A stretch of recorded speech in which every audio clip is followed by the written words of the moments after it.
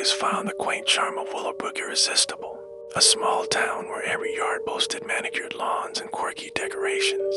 When she moved into a cottage with a sprawling garden, she was delighted to find a collection of ceramic lawn gnomes, dozens of them, each with painted smiles and pointed hats nestled among the roses. The previous owner, an elderly woman named Mrs. Hargrove, had left them behind with a cryptic note: "They watch. Don't cross them." Leela chuckled, assuming it was a quirky joke, and set about tending the garden. The first few days were peaceful. The gnomes added a whimsical touch, their red hats bobbing in the breeze. But on the third night, a storm rolled through and Leela woke to a faint scraping sound outside.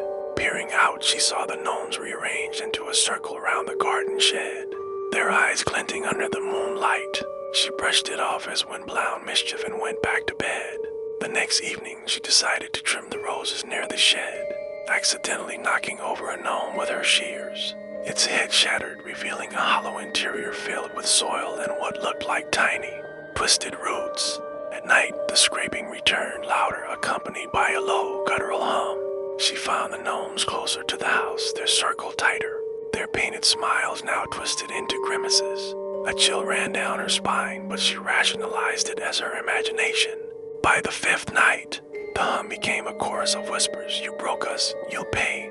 Leela armed herself with a flashlight and stepped outside. The gnomes had moved again, now flanking the porch, their ceramic hands clutching gardening tools, trowels, and shears that hadn't been there before. She swung the flashlight, and their eyes glowed red, the hum swelling into a rage-filled chant.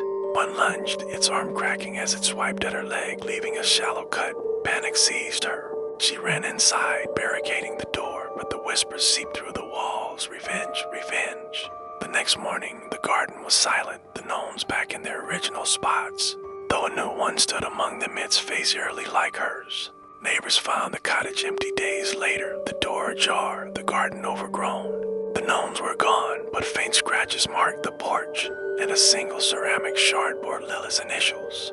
The town whispers of her disappearance, and new homeowners report hearing hums at night, the gnomes reappearing to guard their next victim.